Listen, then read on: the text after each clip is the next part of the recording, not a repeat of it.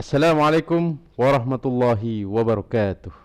Allahumma salli ala sayyidina Muhammadin al-Fatihi lima ulik wal khatimi lima sabaq nasiril haq bil haq wal hadi ila siratikal mustaqim wa ala alihi haqqa qadrihi wa miqdarihi al-azim amma ba'du. Musyahidin al-kiram, beberapa hari ini publik dikejutkan dengan statementnya Bapak Menko Pak Mahfud MD tentang adanya dugaan transaksi mencurigakan di Kementerian Keuangan senilai 300 triliun. Nah, pertanyaannya, apakah itu dikategorikan sebagai tindak pidana korupsi atau pencucian uang, dan melibatkan berapa pegawai itu, dan seperti apa jelasnya. Untuk itu kita bedah statementnya Bapak Mahfud MD yang disampaikan secara resmi mewakili pemerintah di kantor Kementerian Menko Polhukam.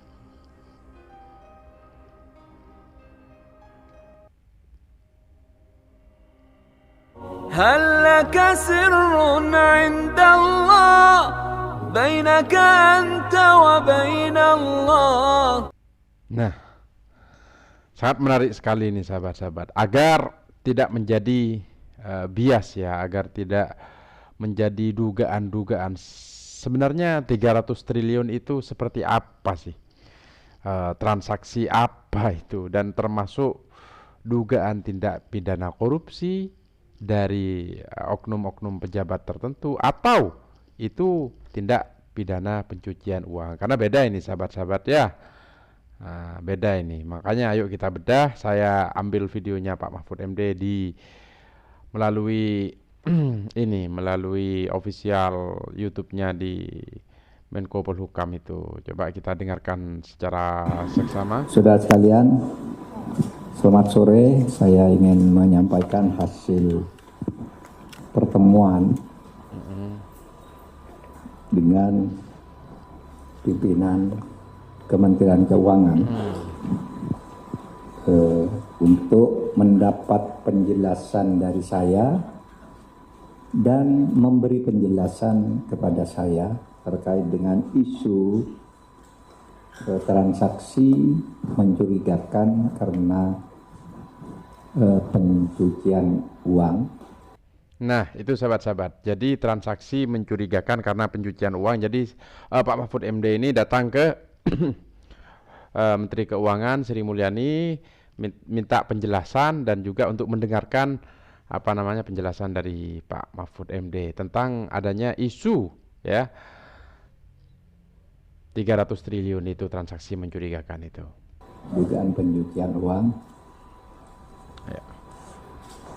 yang melibatkan sekitar 647 orang pegawai di Kementerian Keuangan sejak tahun 2009 sampai 2023. Wow, melibatkan 647 pegawai ya, sahabat-sahabat. 300 triliun, 1 triliun itu 1000 miliar ya.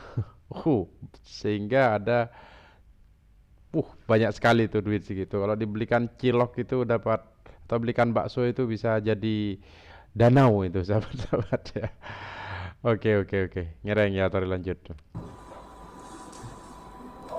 Sudah dibicarakan karena sebenarnya yang pertama itu saya dengan Menteri Keuangan itu sangat dekat, punya semangat yang sama, kalau tidak bisa dibilang sama persis ya, hampir sama. Itu punya semangat memberantas korupsi. Itu saya yakini Ibu Sri Mulyani dengan segala langkah-langkahnya dan laporan-laporannya di sidang kabinet. Saya juga mendukung itu, dan saya selalu berbicara, selalu memberi tanda-tanda senyum bahwa itu cocok gitu. Kalau misalnya ada pembicaraan yang sangat keras gitu, karena kami punya semangat yang sama untuk memberantas korupsi, sehingga apa yang saya lakukan itu sebenarnya atas harapan dari Ibu Sri Mulyani dan dukungan saya ke Ibu Sri Mulyani. Nah, untuk itu maka saya jelaskan seperti berikut. Saudara, saya mengumumkan yang terakhir, ada transaksi mencurigakan yang terjadi di Kementerian Keuangan berdasarkan laporan atau informasi dari PPATK sejak tahun 2009 sampai 2023. Nah, jadi begini sahabat-sahabat. Jadi sumber informasi itu Pak Mahfud dapatkan dari PPATK. Jadi informasi tentang adanya transaksi sejak tahun 2009 sampai 2023 itu didapatkan dari itu, sehingga Pak Mahfud MD ini datang ke si Sri Mulyani untuk mengklarifikasi dan meminta penjelasan tentang itu. Saya katakan transaksi yang mencurigakan sebagai tindakan atau tindak pidana pencucian uang. Oke. Tindak pidana pencucian uang itu bukan korupsi itu sendiri. Misalnya saya contoh yang paling gampang itu tindak pidana pencucian uang yang baru ditemukan oleh PPATK sehari 2 hari ini. Orang laporannya ke KPK 56 miliar, mengagetkan kita karena hanya eselon 3. Lalu kita cari, LHP-nya 2 LKHPN. LHKN ya. LHKPN itu 56 golongan 3. Lalu saya tanya ke PPATK karena saya ketua komite pengendalian tindak pidana pencucian uang, pemberantasan tindak pidana pencucian uang. Dia tanya, itu gimana tuh, bener enggak tuh? Lalu dibuka, Pak, ini ada surat tahun 2013. Kami sudah temukan indikasinya bahwa yang bersangkutan diindikasikan melakukan tindak pidana pencucian uang. Gitu. Nah, sudah itu diteliti lagi, besoknya ditemu ternyata 500 miliar. Nah, saudara,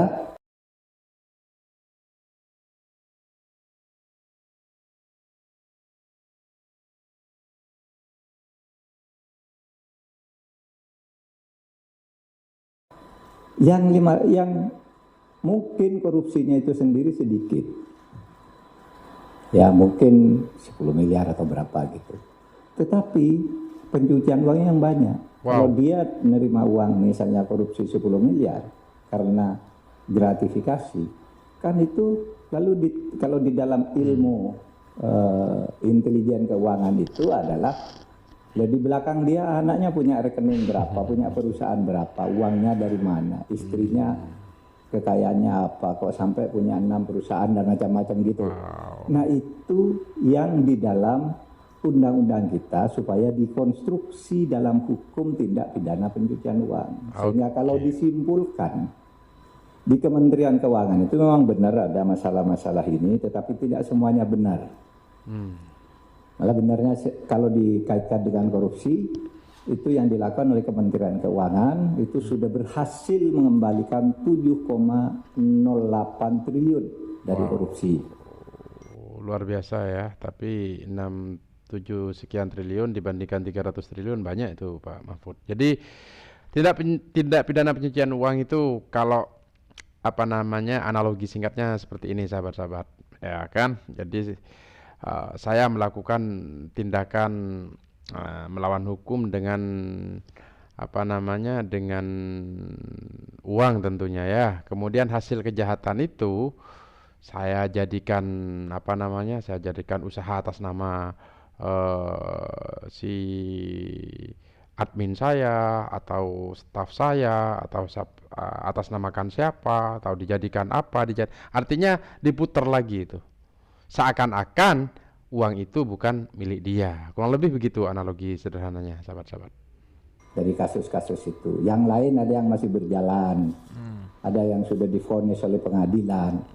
Ada yang ya masih berproses, ada yang belum terlaporkan dan sebagainya. Nah, itu yang diumumkan ke publik oleh Menko Polhukam. Tetapi ingat, Menko Polhukam tidak pernah menyebut nama orang dan angka untuk setiap rekening. Misalnya orang, saya korupsi, lalu di belakang sana ada istri saya punya emas 2 ton, terus anak saya punya showroom, anak saya lagi yang satu. Nah, yang begitu itu yang diduga tindak pencucian uang karena korupsi saya itu tadi, yang Pencucian, Pak, santai. beranak pinak gitu. Itu cara menghitung di intelijen keuangan. Itu juga yang saya lakukan ketika membongkar kasus Papua. Kalau dicari korupsi aslinya mana? Tidak ada, tapi kita tahu, bisa dicari itu di belakangnya. Nah, itu ketemu, ambil gitu. Nah, Tuh, jadi sekalian oleh sebab itu sebelumnya kan sempat heboh juga sahabat-sahabat ya di Papua itu penangkapan salah satu orang yang berpengaruh di Papua itu, di mana yang bersangkutan bahkan penasihat hukumnya juga mengiyakan menghabiskan berapa miliar di meja judi dan lain sebagainya. Siapa itu? Lukas NMB itu, sahabat-sahabat, yang dimaksud Pak Mahfud ini. Tadi sudah mendapat penjelasan dari Bapak Suhasil Nazara, Wakil Menteri Keuangan, Bapak Sekjen Pak Heru, Bapak Irjen Pak Iwan, Pak Awan, dan saya didamping oleh Pak Sugeng Deputi 3. Nah, saudara sekalian, kenapa kami mempersoalkan itu? Karena ada Inpres nomor 2 tahun 2017. Setiap informasi dugaan pencucian uang yang dikeluarkan oleh PPATK itu baik karena permintaan dari instansi yang bersangkutan ataupun karena inisiatif PPATK karena laporan masyarakat. Itu begitu dikeluarkan nanti harus ada laporannya dari instansi yang bersangkutan menurut Inpres. Feedback ya reportnya itu apa gitu. Nah, itu tadi, lalu bermacam-macam, ada yang belum, ada yang sudah, dan seterusnya. Jadi tidak benar kalau kemudian isu berkembang di Kementerian Keuangan ada korupsi 300 triliun. Bukan korupsi, pencucian uang. Nah, ini sahabat-sahabat jelas ya. Jadi isu yang kemarin itu tidak benar ada korupsi di Kementerian Keuangan 300 triliun. Tapi pencucian uang yang disampaikan oleh Pak Mahfud di tayangan sebelumnya jauh lebih besar gitu, sahabat-sahabat ya. Nah, begitu. Ini di bold ini.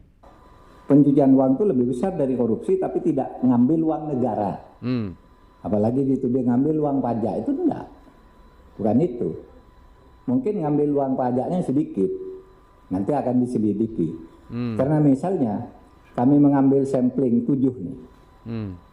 7 kasus dari 197 kasus yang dilaporkan itu, 7 kasus itu tindak pidana pencucian uangnya sudah dihitung 60 triliun ya Pak Sugeng. Sudah 60 triliun dari 7 kasus tindak pidana pencucian uangnya. Dan selama ini kita tidak pernah mengkonstruksi kasus pencucian uang itu, padahal kita punya undang-undang. Hanya ada 1, 2, 3 lah ya orang dihukum karena pencucian uang, padahal itu jauh lebih besar dari korupsi. Korupsi itu terkait dengan anggaran negara yang dicuri. Oleh Kementerian Keuangan sudah berhasil dikembalikan 7,08 triliun. Nah, yang pencucian uangnya yang 300-an ini akan kita tindak lanjuti.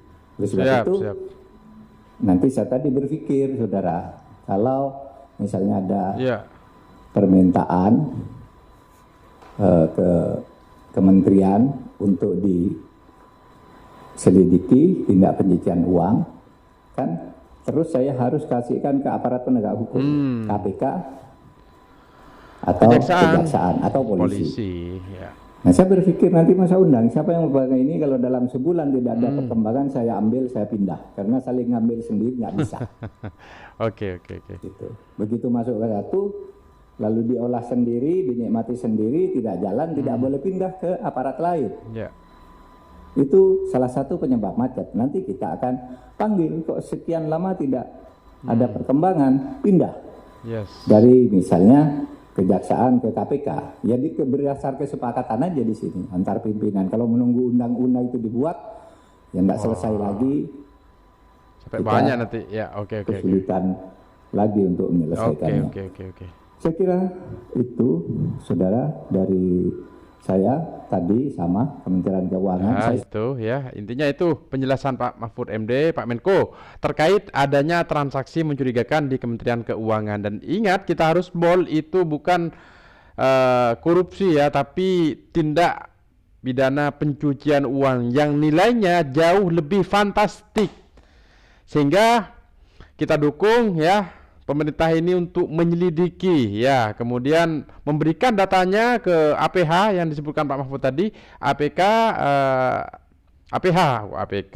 aparat penegak hukum, baik kejaksaan, kepolisian, ya kan, untuk melakukan penyelidikan termasuk KPK. Jadi begitu sahabat-sahabat, informasi ini kita dukung penegak hukum kita, semoga kasus dugaan tindak pidana pencucian uang ini segera terungkap dan negara kita minimal ya bisa tiap hari mengurangi dan memberantas dugaan pidana korupsi dan dugaan pencucian uang ini tadi, tindak pidana pencucian uang. Demikian sahabat-sahabat, ayo kita senantiasa sampaikan kebenaran, terus sampaikan informasi yang benar dan mencerdaskan agar masyarakat bisa menyimpulkan dengan benar karena mendapatkan input informasi yang benar. Bersama pengacara Abu Nawas Official, aku qauli hadza wa astaghfirullah. Allahumma shalli ala sayyidina Muhammadin al-Fatih lima ulik wal khatim lima sabaq nasiril haq bil haq wal hadi ila siratikal mustaqim wa ala alihi haqq qadrihi wa miqdarihi al-azim. Assalamu alaikum warahmatullahi wabarakatuh. هل لك سر عند الله بينك أنت وبين الله